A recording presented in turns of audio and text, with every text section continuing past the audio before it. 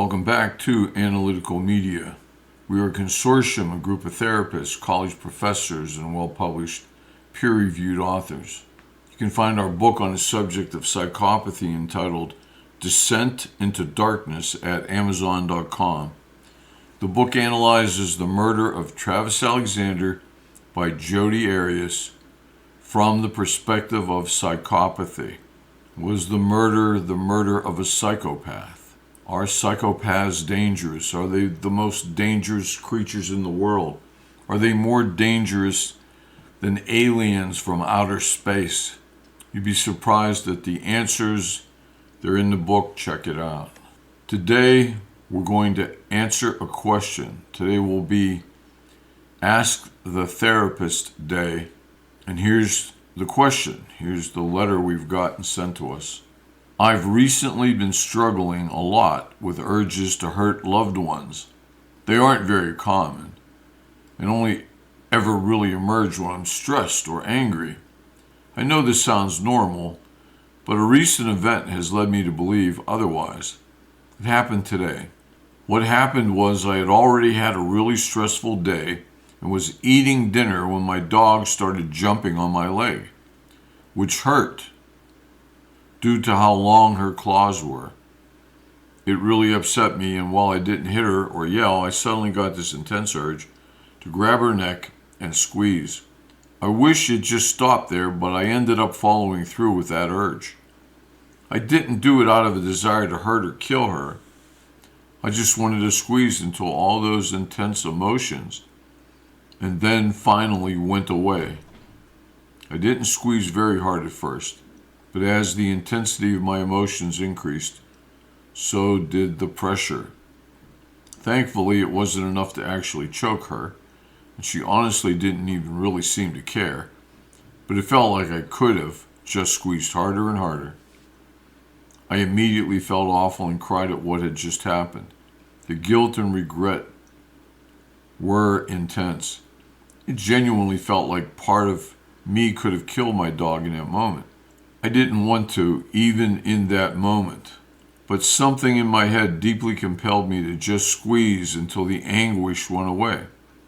It's probably worth mentioning that my mental health and life situations are both pretty awful, but it's not the first time I've had these urges.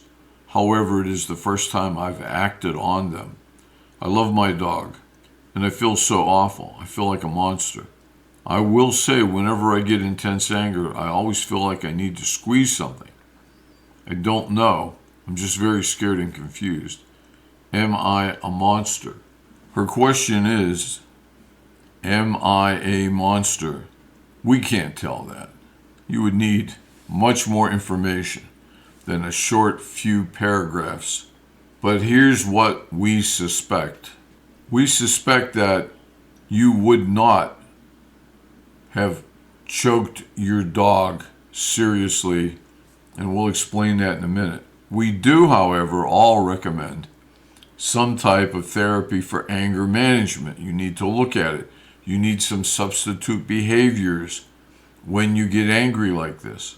You need to do something else with your hands. You need to leave the room. You need to disassociate. You need competing behaviors. And a therapist could help you with those. Or you could try to help yourself. And when you start to feel this way, leave the room. When you start to feel this way, have a squeeze toy that you squeeze. Have exercise equipment, things you hold in your hand, devices you could hold in both hands and squeeze as hard as you can. This works. This is available. Stress balls have been available for a dozen years or more. Now here's why we think, and we can't be sure of this. There isn't enough information to be sure, but here's what gives us the clue that you would not have killed your dog.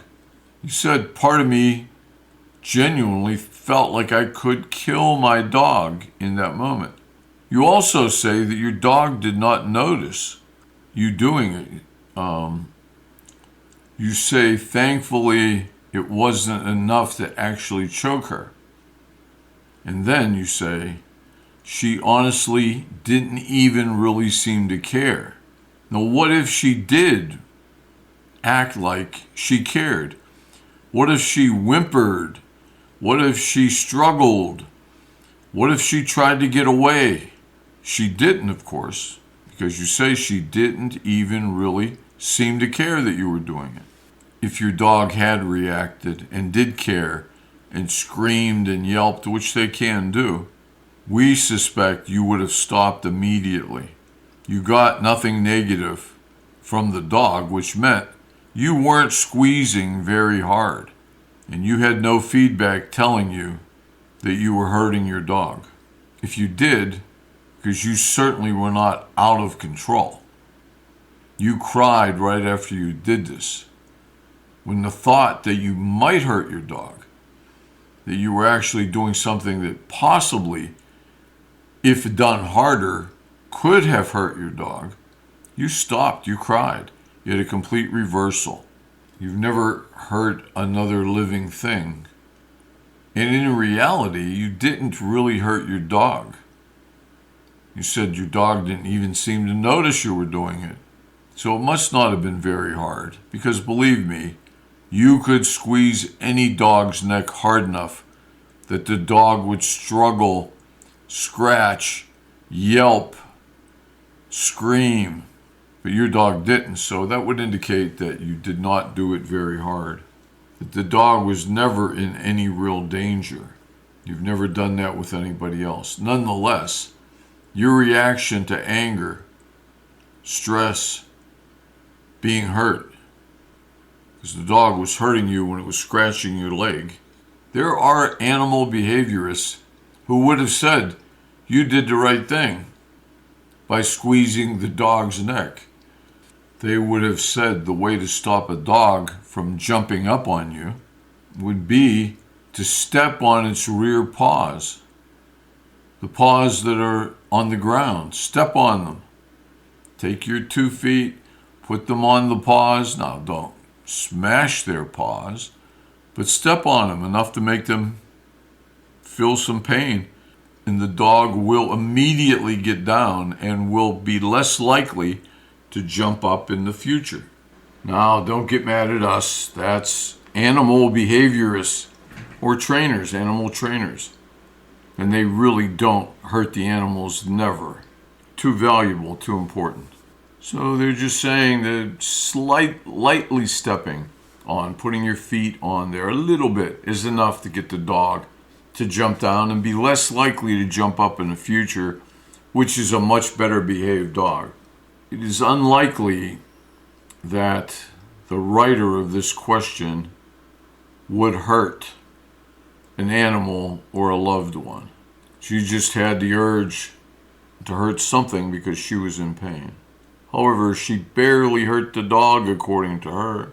She was eating dinner when the dog jumped on her, and the dog had sharp nails which hurt her, caused her pain.